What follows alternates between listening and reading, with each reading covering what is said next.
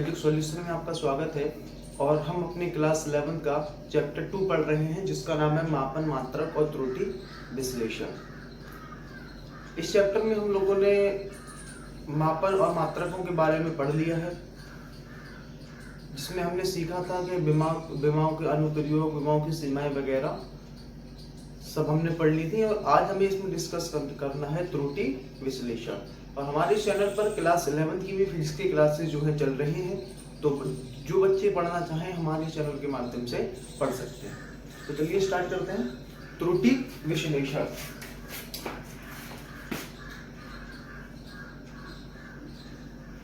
त्रुटि विश्लेषण इसको बोला जाता है एरर।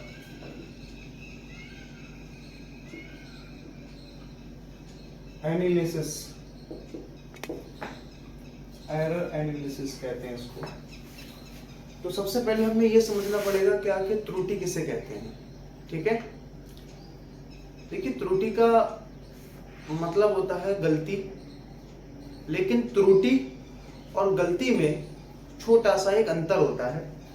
अंतर क्या होता है? जैसे जो गलती होती है वो हमारी अनजाने में होती है, और जो त्रुटि होती है वो हम जानबूझ के भी कर देते हैं।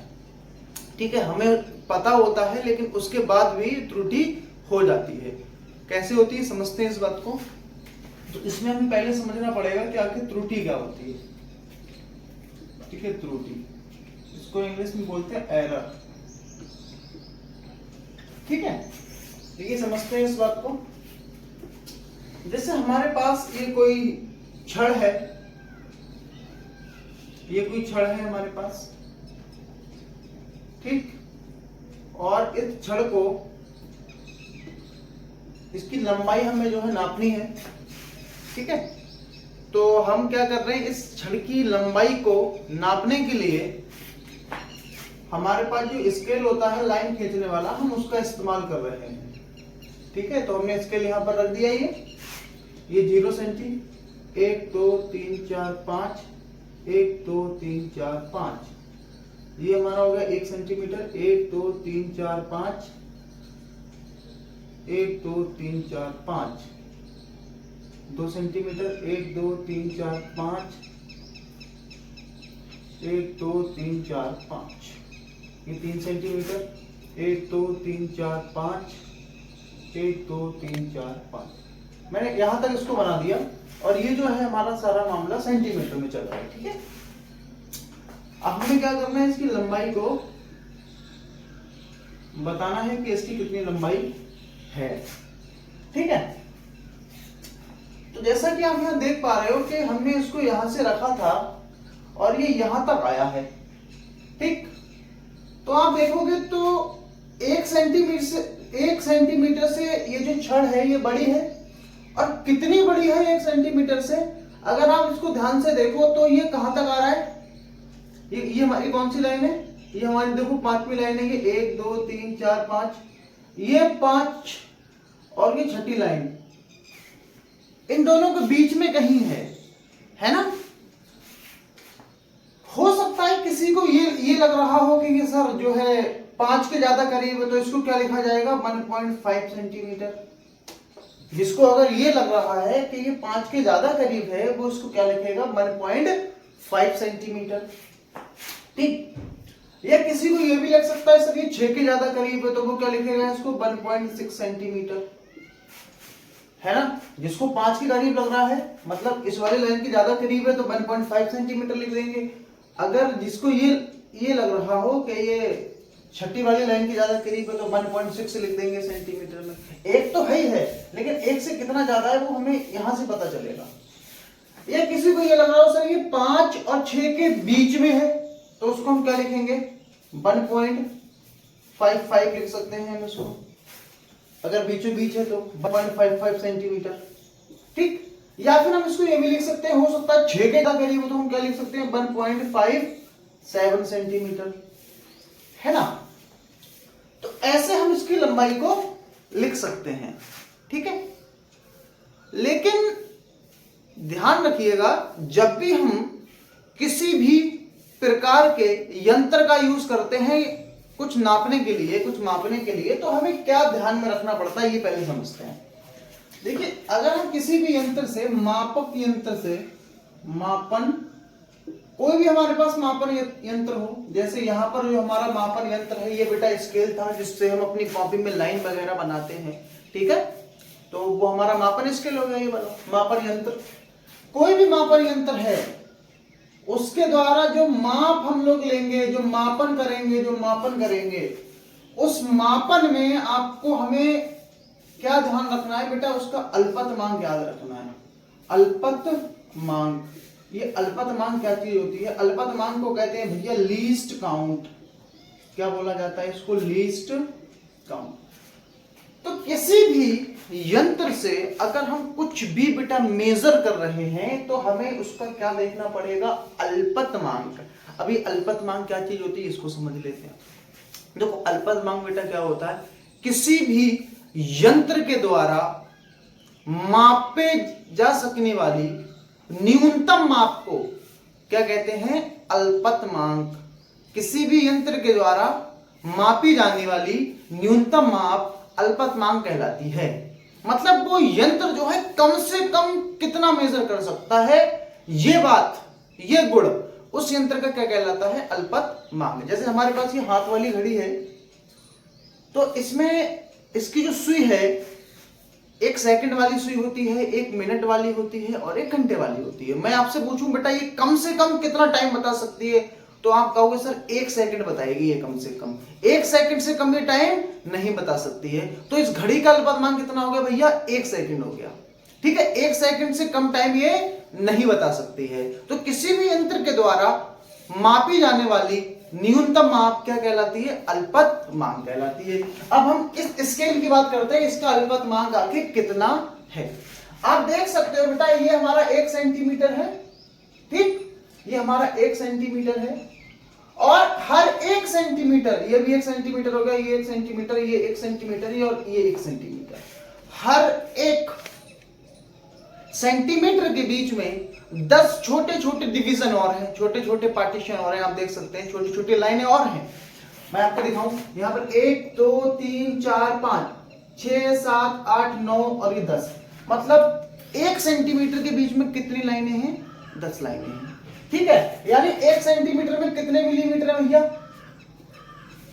तो अगर हम यहां बात करें तो बेटा 1/10 यानी कितना आएगा निकल के? ये 1/10 0.1 सेंटीमीटर। यानी कि जो स्केल है कम से कम बेटा ये इतना मेजर करके दे सकता है, इतना, और इतने को हम क्या बोलेंगे? 0.1 सेंटीमीटर, या इसी को कह दो 1 मिलीमीटर। मतलब इस यंत्र के द्वारा हम कम से कम कितना नाप सकते हैं? वो बेटा नाप सकते हैं 0.1 सेंटीमीटर, ठीक है। इससे कम हम नहीं नाप पाएंगे। हाँ, अगर ऐसा होता, जैसे ये जो लाइन है 10 छोटी लाइन है, तो इन 2 छोटी लाइनों के बीच में भी अगर हम छोटे छोटे 10 पार्टीशन और कर देते तो ये हमारा हो जाता 0.01 सेंटीमीटर, ठीक है। तो फिलहाल इस यंत्र का जो अल्पतमांक है वो कितना है? 0.1 सेंटीमीटर। मतलब पॉइंट के बाद केवल हम 1 अंक ही ले सकते हैं, ठीक है। अब आप यहां देखिए, अगर हमने, अब आप चेक करो, इसमें बेटा पॉइंट के बाद 2 अंक हैं, यहाँ पॉइंट के बाद भी 2 अंक हैं। तो ये वाली अगर हम माप ले रहे हैं इस यंत्र के द्वारा, कुछ भी किसी की भी माप अगर ले रहे हैं, तो ध्यान रखना बेटा, ये मापे जो हैं ये कैसी हो गई हमारी? ये मापे हो गए हमारी ज्यादा एक्यूरेट, ठीक है। और साइंस ये कहता है हमसे कि जो जिस यंत्र का आप यूज कर रहे हो किसी भी चीज को नापने के लिए, तो उसके अल्पतमांक के अकॉर्डिंग आप उस माप को लिखेंगे, अल्पतमांक के अकॉर्डिंग। कैसे? अब आप चेक करिए, इसको ऐसे लिख सकते हैं क्या? ये 1 है, इसको हम ऐसे लिख सकते हैं 1 सेंटीमीटर प्लस, और ये पहला वाला 5 0.5 सेंटीमीटर, और ये दूसरा वाला 5 0.05 सेंटीमीटर। अब आप चेक करते हो बेटा, इसका अल्पतमांक है 0.1 सेंटीमीटर, लेकिन आप यहां जो मेजर कर रहे हो 0.05 सेंटीमीटर, ये कहां से आ गया भाई? क्योंकि इस यंत्र की क्षमता ही नहीं है इतना नापने की, लेकिन हम फिर भी लिख के बैठे हैं। समझ में आ रहा है ना? तो यहां पर ये माप और ये माप, ये दोनों मापें बेटा गलत हैं, इस यंत्र के द्वारा हम नहीं लिख सकते हैं, ठीक है। तो ये आप देख सकते हो बेटा, हमें ये मापे लिखने की इजाजत नहीं दे रहा है साइंस। ठीक है, तो सबसे पहले हमें क्या करना होता है, मापन यंत्र हमारे पास जो भी है उससे जो भी हम मापन कर रहे हैं उसका क्या हमें पता होना चाहिए, अल्पतमांक।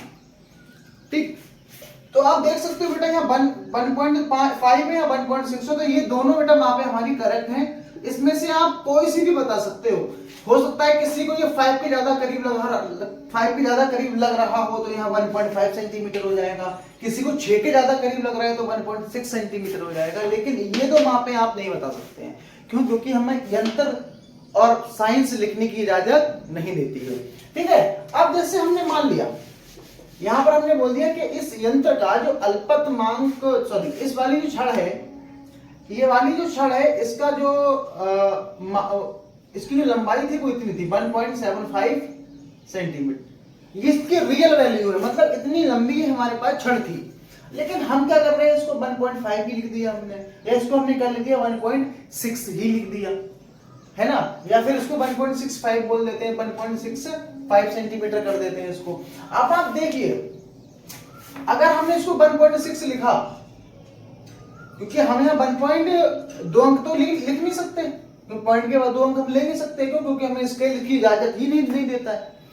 तो हम क्या करेंगे, ये जानबूझ के हम लोग इसमें त्रुटि कर देंगे। क्यों? क्योंकि हमें लिखना था पॉइंट के बाद 2 अंक के बाद 2 अंकों तक, लेकिन हम यहाँ क्या कर रहे हैं बेटा, एक ही अंक तक लिख पाएंगे इस यंत्र के द्वारा। तो आप देख सकते हो यहाँ पर हमें पता था कि हम यहाँ तक नहीं पहुंचेंगे, उसके बाद भी हम ये वाली मापें बता रहे हैं, मतलब हमने क्या कर दी, इसमें त्रुटि कर दी। तो त्रुटि बेटा क्या होती है, माप में होने वाली अनिश्चितता को क्या कहते हैं, त्रुटि कहते हैं, त्रुटि कहते हैं। ठीक है, तो जो भी हम ये मापे बेटा नहीं लिख सकते हैं। ठीक है, जब तक हम पॉइंट के 2 अंक तक नहीं लेंगे हम यहां तक नहीं पहुंच सकते हैं, और जो भी हम माप लेते रहेंगे हम एक्चुअल वैल्यू तक कभी भी नहीं पहुंच पाएंगे इस यंत्र के द्वारा। ठीक है, तो ऐसा अगर बेटा कहीं है तो हमें सबसे पहले क्या ध्यान देना है, मापन यंत्र पे जो भी हम उससे मापन कर रहे हैं तो हमें बेटा उसका अल्पतमांक के अकॉर्डिंग ही माप को लिखना पड़ेगा। ठीक है, अगर आपने अल्पतमांक के अकॉर्डिंग नहीं लिखा तो बेटा साइंस इसकी इजाजत नहीं देगा। तो इस यंत्र के द्वारा हम बेटा पॉइंट के 2 अंकों तक नहीं लिख सकते हैं किसी भी माप को। ठीक है, तो ये है, आगे डिस्कस कर लेते हैं। माप में होने वाले अनिश्चितता को क्या कहते हैं, त्रुटि कहते हैं। ठीक है, ठीक, अब दूसरे एग्जाम्पल से समझते हैं। ठीक, हमने क्या करा, जैसे ये हमारे पास एक मार्कर है और इसका मैं जो द्रव्यमान है वो बेटा मैं मान के चल रहा हूं कितना है इसका द्रव्यमान, वो है लगभग 5.65 ग्राम। ठीक, कितने ग्राम है ये, इस मार्कर का द्रव्यमान है ये 5.65 ग्राम। ठीक है, हमने क्या किया, कुछ बच्चों को बुलाया और उनसे बोला गया बेटा लैब में जाओ और इसके द्रव्यमान के 5 अलग अलग मान निकाल के लाओ।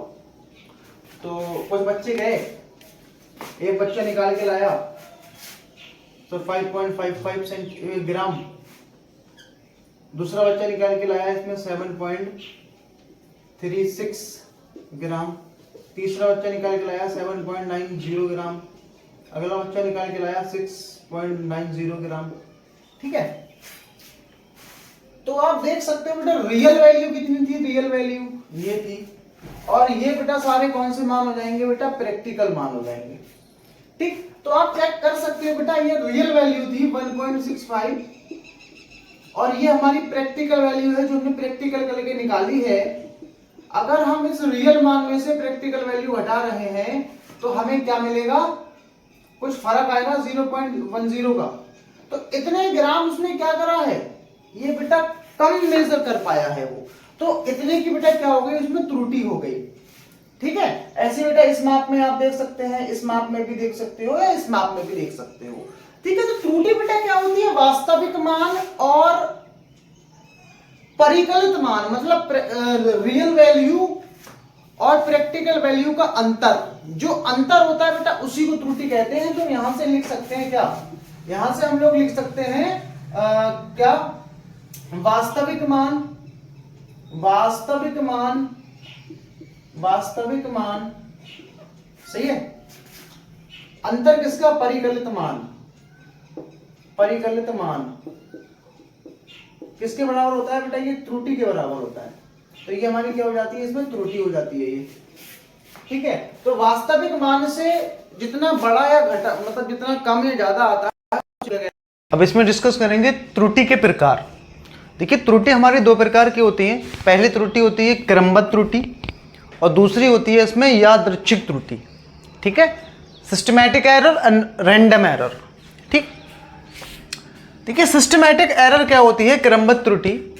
इस त्रुटि में वह त्रुटि जिसमें कारण का पता होता है उसे क्या कहते हैं, उसे क्रमबद्ध त्रुटि कहते हैं। और ये निम्न प्रकार की होती हैं। इसमें क्या होगा, हमें कारण पता रहेगा कि गलती जो है, त्रुटि है, क्यों हो रही है। अगर हमें कारण पता है तो कौन सी त्रुटि है, वो क्रमबद्ध त्रुटि। और अगर कारण का पता नहीं चल पाया हमें, उसके बाद त्रुटि हो गई, तो उसे हम क्या बोलेंगे, यादृच्छिक त्रुटि। ठीक है, तो क्रमबद्ध त्रुटि क्या है, वह त्रुटि जिसमें कारण का पता होता है उसे क्रमबद्ध त्रुटि कहते हैं। और ये निम्न प्रकार की होती हैं। सबसे पहले है इसमें यंत्रगत त्रुटियां या इंस्ट्रूमेंटल एरर। देखिए इंस्ट्रूमेंटल एरर क्या होती हैं, वे त्रुटि जब किसी यंत्र के खराब होने पर उत्पन्न होती हैं, उन्हें हम क्या कहते हैं, इंस्ट्रूमेंटल एरर। मतलब जिस यंत्र से हम मापन कर रहे हैं, या तो वो ठीक से काम नहीं करेगा या फिर वो क्या होगा, कहीं वो खराब होगा।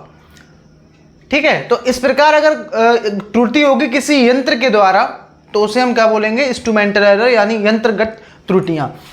यदि मापन यंत्र खराब हो तो इसके कारण होने वाली त्रुटि को यंत्रगत त्रुटि कहते हैं।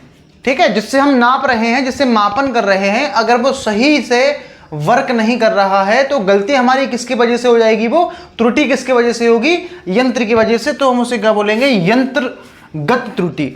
अगली है इसमें हमारी अनुचित प्रयोगिक तकनीक, इनफेक्टफुल मेजरिंग टेक्निक्स।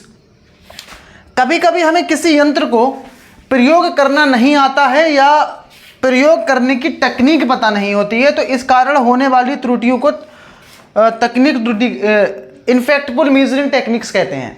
ठीक है, जैसे ये स्केल था हमारे पास, ठीक, तो 1 2 3 4 5, 1 2 3 4 5, ये 1 सेंटीमीटर हो गया, 1 2 3 4 5, 1 2 3 4 5, ये 2 सेंटीमीटर हो गया, 1 2 3 4 5, 1 2 3 4 5, ये 3 सेंटीमीटर हो गया।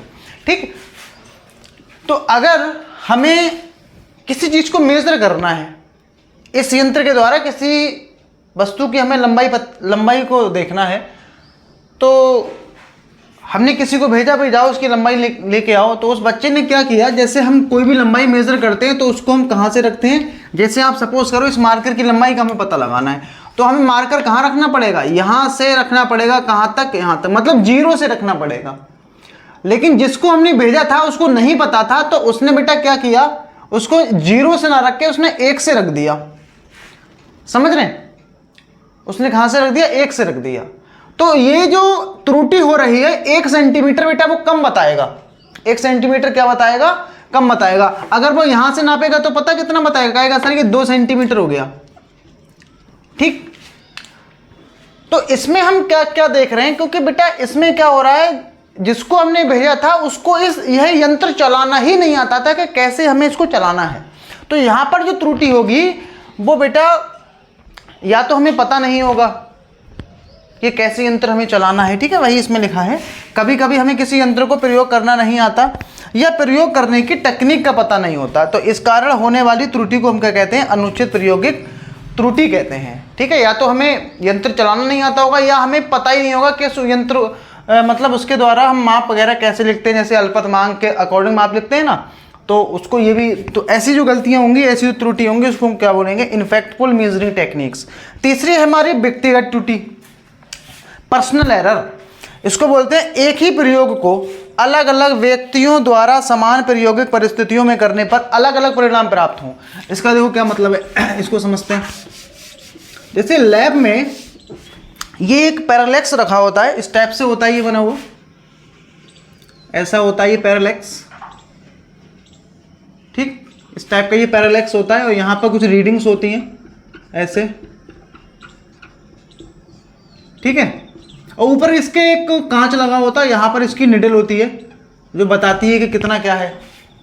ठीक, तो होता क्या है, इसको सामने से देखने पर ये जो सुई है ना, ये अपने एक्चुअल जगह दिखती है, लेकिन अगर हम इसको साइड से देखते हैं या इसको इस वाली साइड से देखते हैं, तो ये जो सुई है ना, हमें थोड़ी सी अपनी एक्चुअल स्थिति में नहीं दिखती है, थोड़ी इधर उधर दिखती है ये।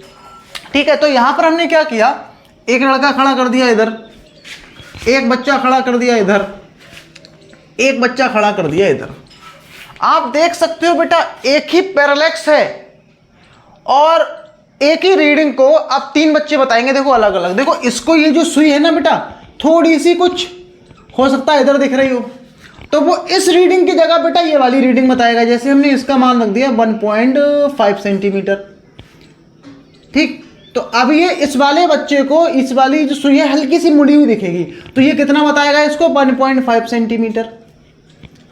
अब ये वाला जो बच्चा है ये देखेगा तो इसको थोड़ी सी इधर दिखेगी, इसका हमने नाम रख दिया 2.3 सेंटीमीटर, तो ये क्या बताएगा, 2.3 सेंटीमीटर।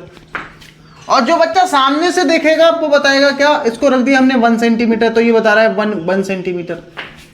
तो आप देख सकते हो एक ही प्रयोग को समान परिस्थितियों में, एक्सपेरिमेंट एक ही है, लेकिन तीन बच्चे इसको अलग अलग रीडिंग निकाल के बैठे हैं। तो इस प्रकार जो बेटा त्रुटि होगी उसे हम क्या बोलेंगे, पर्सनल एरर। ये हमारी खुद की वजह से हो रही है। क्यों हो रही है, क्योंकि हम नहीं जानते थे कि अगर इसको साइड से देखा जाएगा तो हमारी ये जो निडल है वो थोड़ी अपनी जगह से अलग दिखेगी। ये बेटा अपवर्तन के कारण होता है। ठीक है, तो इस प्रकार की जो त्रुटियां होती हैं उनको बेटा पर्सनल एरर कहते हैं। एक ही प्रयोग को, देखो प्रयोग एक ही है, ये अलग अलग व्यक्तियों द्वारा, यहाँ देखो तीन अलग अलग व्यक्ति हैं, व्यक्तियों द्वारा समान प्रायोगिक परिस्थितियों में, वही परिस्थितियां हैं बेटा, कोई चेंज हमने नहीं किया है, परिस्थितियों में अलग अलग परिणाम प्राप्त होते हैं और सबके बेटा रिजल्ट अलग अलग आए हैं। और इसका एग्जाम्पल होता है, जैसे लंबन त्रुटि भी व्यक्तिगत त्रुटि का एग्जाम्पल है, तो ये लंबन त्रुटि है। ठीक है, उसके बाद हम इसमें डिस्कस करते हैं यादृच्छिक त्रुटि। यादृच्छिक त्रुटियां बेटा वे त्रुटियां होती हैं जिसमें कारण का पता नहीं चल पाता है। इसमें त्रुटि है हमारी यादृच्छिक त्रुटि, रैंडम एरर। इस प्रकार की त्रुटि के कारण का पता नहीं होता है, उसे यादृच्छिक त्रुटि कहते हैं। अर्थात यह आवश्यक नहीं है कि इस प्रकार की त्रुटि का परिणाम सदैव समान हो। अतः इस प्रकार की त्रुटि को दूर करने के लिए हम प्रयोग को कई बार दोहराते हैं और प्राप्त आंकड़ों का माध्य निकाल लेते हैं। देखो बेटा, इस प्रकार की जो त्रुटि होगी उसमें हमें कारण का पता नहीं चल पाएगा कि हम त्रुटि आखिर क्यों कर रहे हैं। ठीक है, जैसे आप कोई प्रैक्टिकल कर रहे हो, ये जैसे हमने क्या किया, एक ये हमारे पास डोरी है और इस डोरी में हमने एक पेंडुलम को लटकाया है। ठीक, मतलब एक डोरी लेके एक गेंद जो है उसमें लटका दी हमने और इसको पुश कर दिया, तो ये क्या होती है, ऐसे ऐसे क्या होगी, यहां पर ऐसे ऐसे ये हिलने लगेगी। ठीक है, और हम क्या करते हैं, इसके ये जो दोलन ये जो हो रहा है, इसका हमें क्या निकालना है, आवर्तकाल निकालना होता है कि कितने चक्कर लग रहे हैं।